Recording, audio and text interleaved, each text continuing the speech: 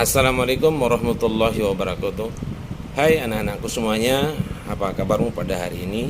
Kita kembali pada pembelajaran video IPS, yaitu kita masuk pada bab 3, yaitu keunggulan dan keterbatasan antar ruang dan pengaruhnya terhadap kegiatan ekonomi, sosial, budaya di Indonesia dan di ASEAN. Adapun tujuan pembelajaran kita adalah setelah mempelajari uraian pada materi pada bab ini, kalian diharapkan mampu menganalisis pendistribusian kembali pendapatan. Nah, pada gambar itu adalah contoh daripada pendistribusian kembali pendapatan atau yang bisa kita kenal dengan redistribusi pendapatan. Nah, untuk pada peta konsep kita sudah masuk pada bab paling akhir ya, yaitu redistribusi pendapatan nasional untuk meningkatkan kesejahteraan masyarakat.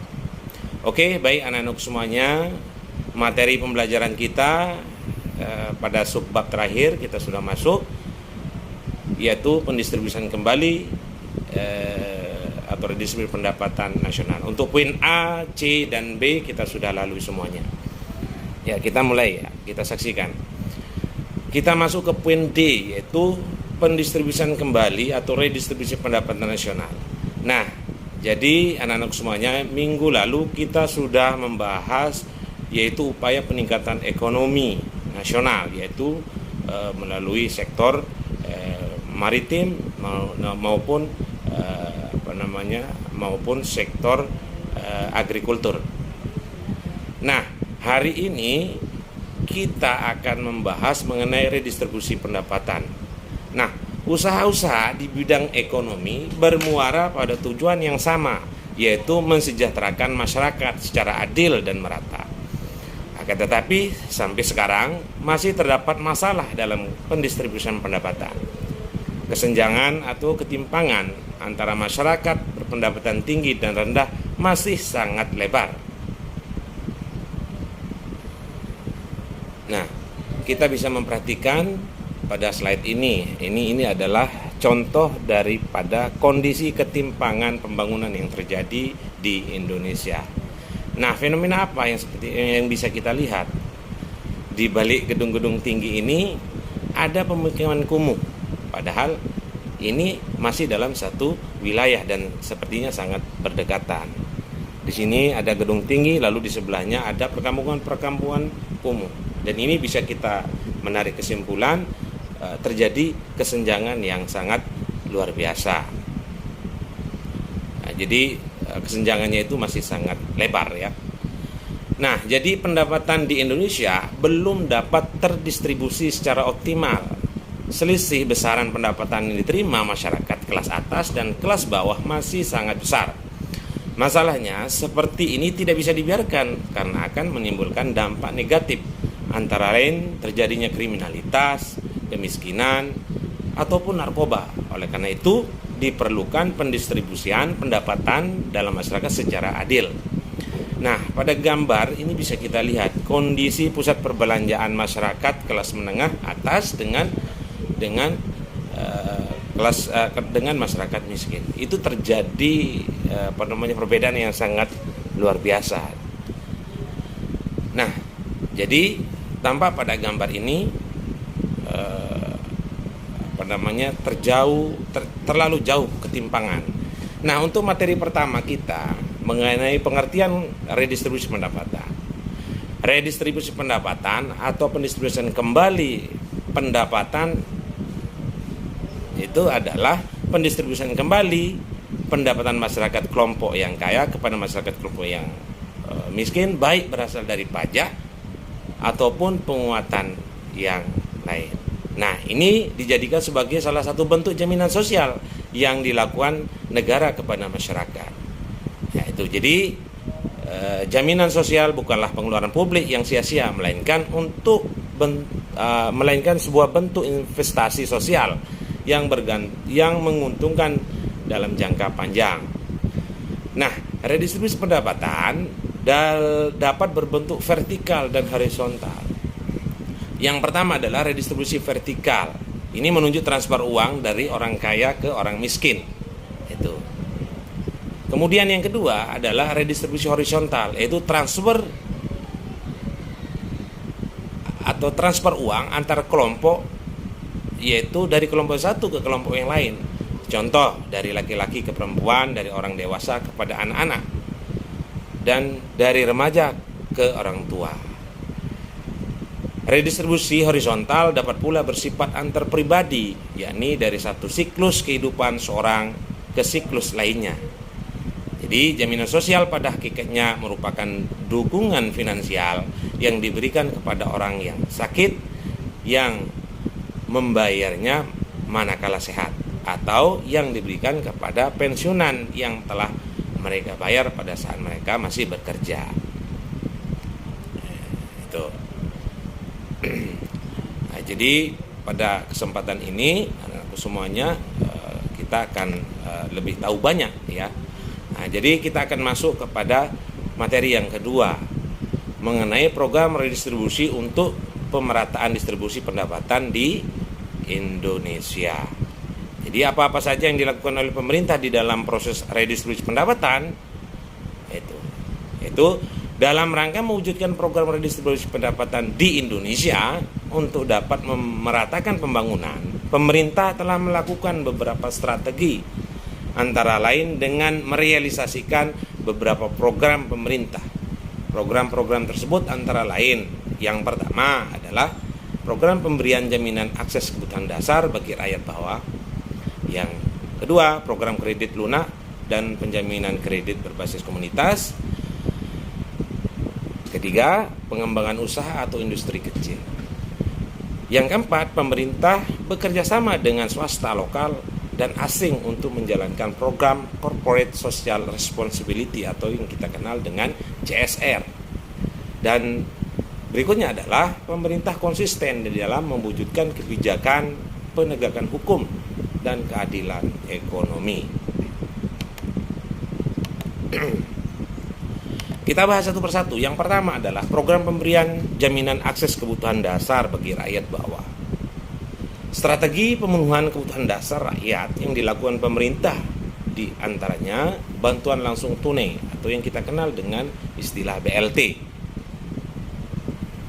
Terus kemudian BTB atau yang kita sering dengar bantuan tunai bersyarat.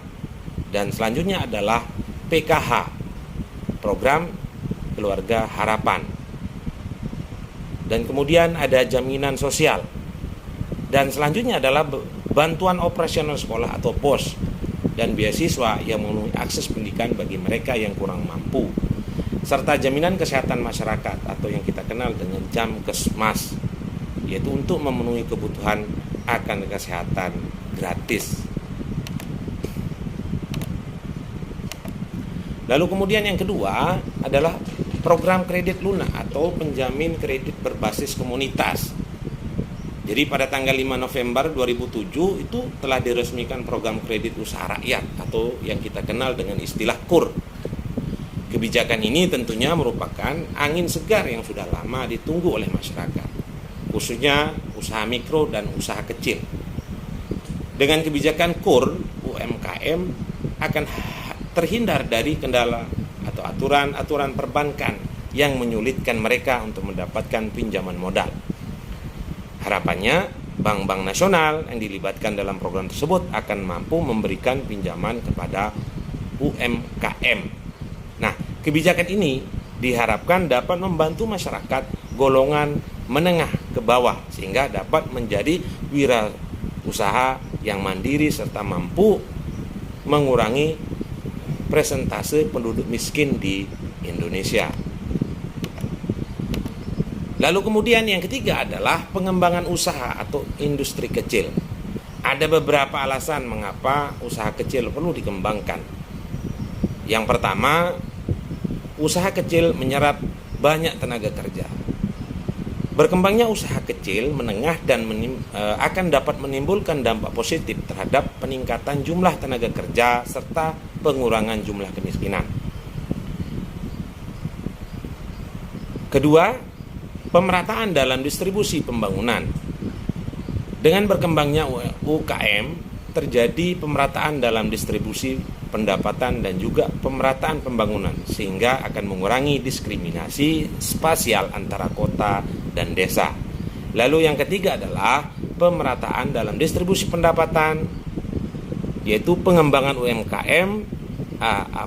pengembangan UKM yang melibatkan banyak tenaga kerja pada akhirnya akan mempertinggi daya beli. Hal ini terjadi karena pengangguran berkurang dan adanya pemerataan pendapatan yang pada gilirannya akan mengentaskan kemiskinan.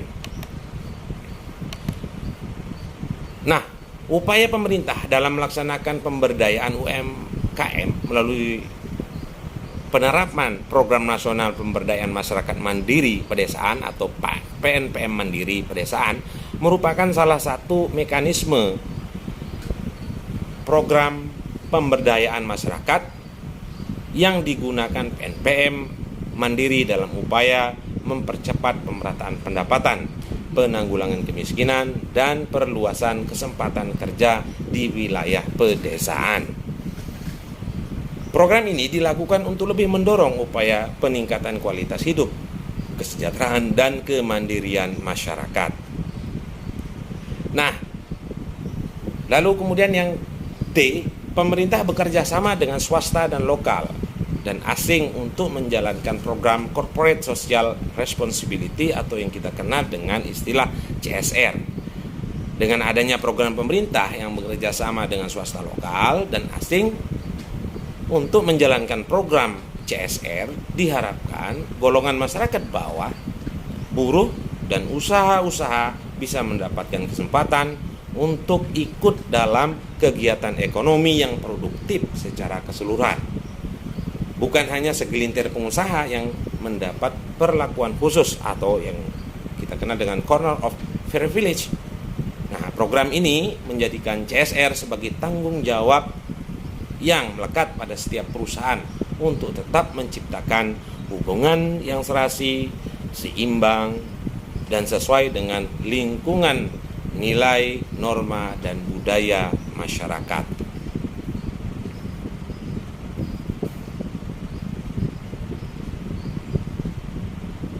Kita akan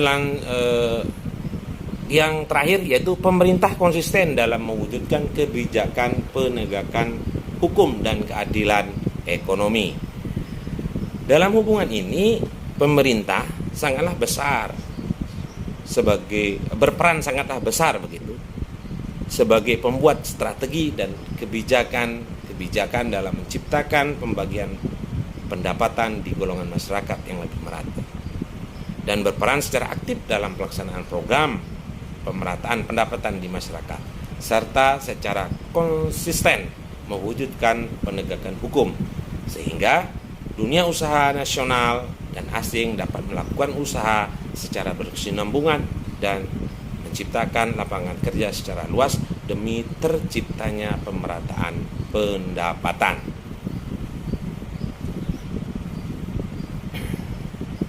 Nah, sekarang kita akan lanjut ke materi kita yang ketiga, yaitu mengenai beberapa alternatif atau praktik redistribusi pendapatan di Indonesia.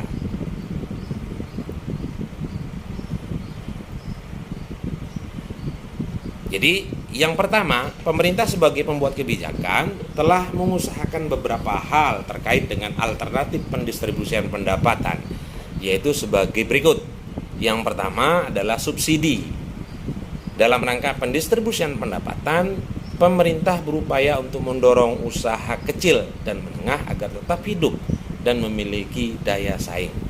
Maka dari itu, pemerintah memberikan subsidi baik berupa potongan harga atau memberikan tambahan modal kepada produsen.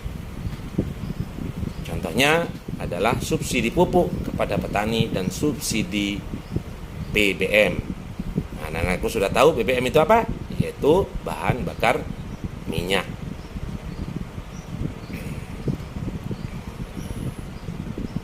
Oke.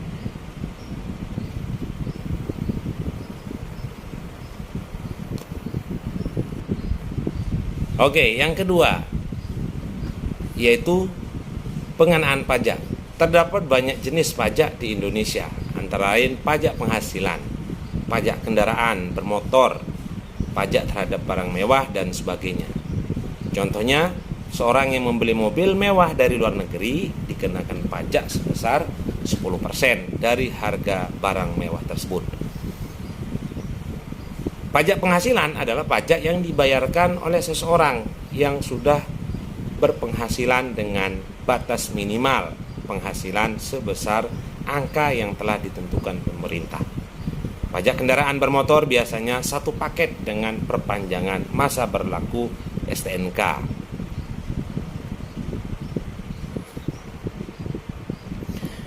Jadi, anak-anak semuanya, pajak itu merupakan sumber penerimaan terbesar negara. Berbagai proyek pemerintah dibiayai dari hasil pembayaran pajak dari masyarakat. Pemberian subsidi kepada masyarakat juga berasal dari pendapatan pajak. Jadi, dengan demikian, pajak dan subsidi merupakan alat utama dalam pendistribusian pendapatan. Pajak yang diterima pemerintah digunakan untuk membiayai pembangunan atau bisa dirasakan kembali untuk kepentingan rakyat. Jadi seperti itu anak-anak semuanya ya. Baik anak-anak semuanya, mungkin itu saja materi kita pada kesempatan hari ini. Mohon untuk dipelajari, disimak video ini dengan sebaik mungkin. Mudah-mudahan apa yang kita pelajari pada kesempatan hari ini bisa menambah wawasan kita terkait dengan redistribusi pendapatan untuk kesejahteraan masyarakat. Demikian Bapak Iri, wassalamualaikum warahmatullahi wabarakatuh.